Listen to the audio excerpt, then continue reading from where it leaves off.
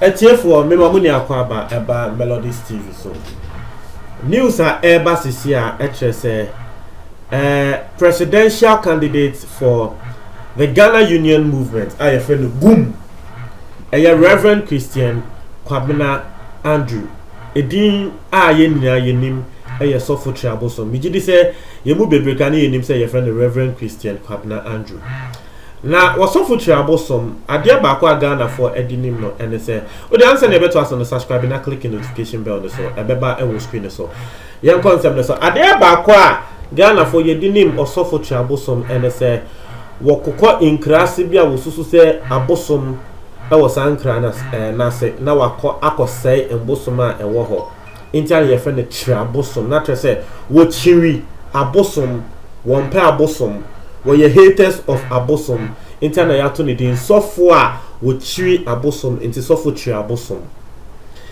we na wo sofo triabosom wode ne sa na sen video bi a me hwe ye em se wo tano insio tano se den na woko wa woko kekan sem di insio na tem se insio we hwinim musori anamu di insio we bodua insio we di e kan sem bebre video bi a me hwe ye oko I think Benin no se Ivory Coast insio kesi bi e wo ho o se wakọ akọse insio chese insem bebre we na yase wo sofo triabosom wode ne nam sa na wode akọ Elmina a ebi mo efre Edina ana Edina ende the Edina man hene ni buefu osofo triabosom Edina man hene yefre na Kondua the 11th na we just sofo triabosom a enye easy because you say osofo triabosom e de nepe akọ Elmina ho a wo mo bosom a wo mo som a bosom a wo mo susu se wo no na wo hwe ekonua ne so a eye Edina man hene etena so no wo sofo triabosom akọ sai bosom no apaipai bosom no creative for enye easy wakọ paipai bosom no asai bosom no ma omo a wo mo tisa area no mo jalai to mama ne warning because omo ate say osofo triabosom say wo be bad aside biom abeye campaign because of person better than president into obesan so aba for campaign but we din kan abesai bosom na wo ho no into obeba biom for campaign into wahene no ene ne crop for the traditional council ababonten ene nsem abetuja se wo sofo triabosom se wo done nkwa pa muntu ne nan ensi Edinaman eye Elmina ho ohene ne kasa wo kasapa FM wo se wo sofo triabosom done nkwa monye na adwen se wo beba ho abeye campaign na yebeti a wo sofo triabosom se he ubetumi atre me de menye mu tumi nya hwe meba beye campaign mu nya me hwe wo sofo triabosom sa na wo kan o se o beba ede na mo beye nyame na di menim na me be se mo bosom no meba beye campaign obi antumi nya me hwe eho enema nana ne bufu mo nana ne ka se asemwe se nyama ne buefu no ene ne traditional council mebunu a wo mo ewo Edinaman ho se nya amo mo buefu no wo mo mpese boni bia ebeto wo sofo triabosom nti wo hene pa ana wo hene no de wo se wo ye ne se wo frɛ IGP police penyi ena wo bo police penyi na mane se police penyi we ne nsema triabosom abeye Ghana de yenim obo se yen crofo de yen sa akoka no na afa yemu na mo ba abeche yen ya man no ne se mo ntu ne nan AC Edinaman Elmina biom osofo triabosom se wo beba nti IGP me bo wa mane woni sofo triabosom enkasa IGP so si woni sofo triabosom akasa sofo triabosom si won hwe na obeba asempeni nti ade ahene no wodi to dwane say was yesterday I called the IGP and informed him to speak to Osofo triabosom not to come to my town. He has been spoken to, but he insists he's fearless and will come no matter the threats issued. Since he's adamant and wants to come, I am begging Osofo triabosom to tell the police that If he visits the area and something happens to him, no one should be arrested or held responsible. Then he is free to come to my area. Wasi wano hene no wama wasofo triabosom won nse momba. Wasofo triabosom ne nam no ka say masa mentumi omutumi nya mehwe me nsuro meba. Ena wasi okay wasofo triabosom so obeba yesre. Di kan free police won na bo police won amane say uko baby. Nkrofo na ma won nse member. Na wukoi bibi ekoto a nkrofo no maye hold you more accountable. Eno ne ade a hene no waba be kan ti kyese hene ne buafu. Ni buafu pa kyese wo mo chi sofo triabosom ade o mo de be ye no ne num nia be ye moja. It's a hene ne chance say I hear him running his mouth, but I want to tell him that it is not everywhere that he can go and boast and throw his weight about. Edina will deal ruthlessly with him when he steps foot in that area. Almost was so for trouble, so what to say one nam the warrior too no. No more better than say, hey, some bosom now was saying, and your bosom behind the saying. Hey, but later, send ya one henno air cassa ne bosso, a dear before air cassano. Or so for trouble, some Nancasa behoons and the cray. Wait, dear, one yawada, na so bear she. It's idea one also suffer troublesome Edebetuja and they say, once the chief has publicly issued this warning to me, I have to protect myself from any attacks.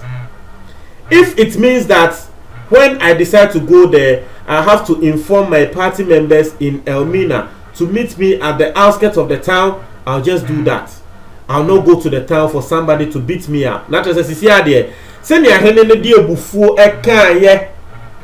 Ene nyama na osofo trabosom be hu se dabi se nya hene ne budubuafu mekwa de ye de be ye me na nya ize nti o se ne kre sisi ade osofo no aba abontia beka me nso medi so na Elmina ho no mo se ma memba bi won anya hwe me supporters a wo mo wo Elmina ho mema wo mo ehia me e wo kuro foforo so na ene ne de se me nko Elmina kuro ne so nti o mu ntumi me che me mbo me Inti member motion will crew froso na ebia ye presidential campaign no.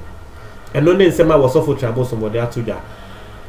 The main reason why I am reporting this particular thing any Adia was for trouble some year, you know.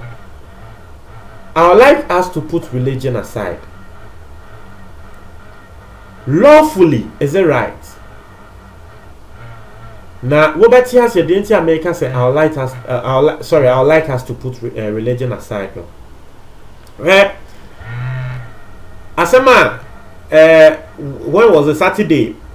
Na me ma sorry member bi etikamu a me driving the eba and I walk out me say oh and the Christosum there and no ane papa wo wiase mu.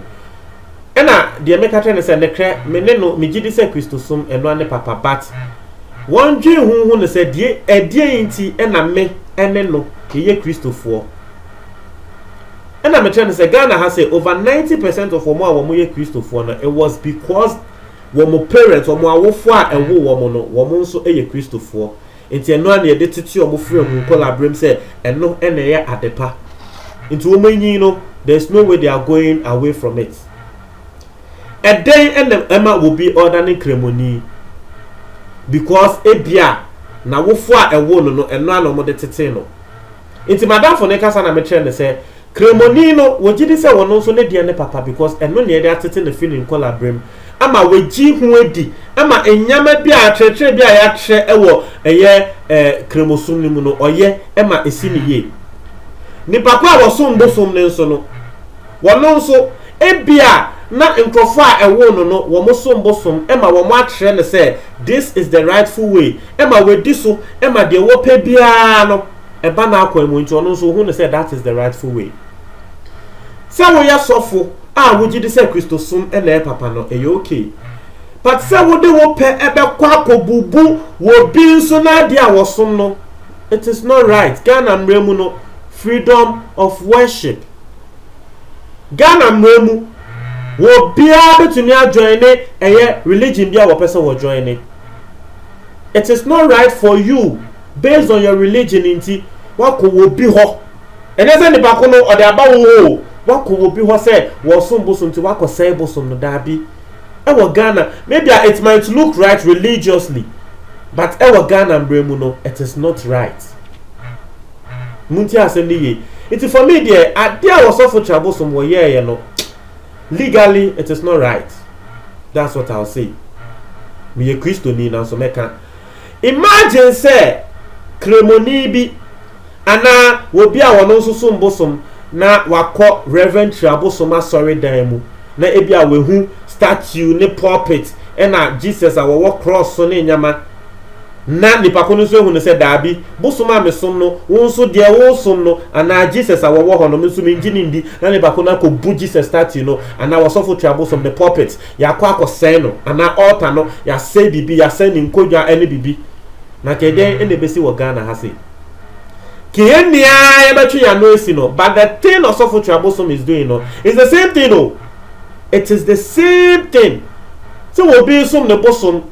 Maybe the other say will be and a war some the bosom. Now wa baba katre wood Trabosom ne say. Me pese me jai bosom some now so in bosom no wo mo pese me jai wo mo tete me and ne de ye nim say wood Trabosom o say bosom. Inti eno ne ba ko no e de ne pe abehye wonsa. Inti eno le de wo betumi akọ bosom no. But say will be a kro bi e wo ho. A kro no wo mo nka hwe na wo de wo pe akọ ho akọ wo mo bosom ebubu bosom no. Osofo Trabosom Israel. Me de na ka send ya me kan the first no. Say I've seen a lot of videos and now you understand that one is okay. Ankrofo ankasa ba wo ho e ka say wo mo fie bosom bi e ho mo. Wo kọ say na de you okay. And then you're okay. Because this thing you've done, the people can retaliate. They can come to your church and spoil things there. No, most like I said, because they don't believe in also no internal more best no. Naka Ghana Christopher send your best so read sia sabosom nkrofo ya wo mo ebe ya ade we etia trabosom no. But you see, the thing he did, it is the same thing no. The same thing. Mr. Remo, media fairness na media ejuma. The meye bia, I always want to be fair. No matter say oh you my downfall, no matter say you belong to my religion, the credit e wo ho a Mr. Yemfa nto ho. Inti no, edina mindful wo mo dwalan.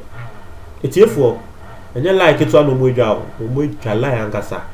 Mo try mo adwen e wo comment box ni mo etiefo me da ase.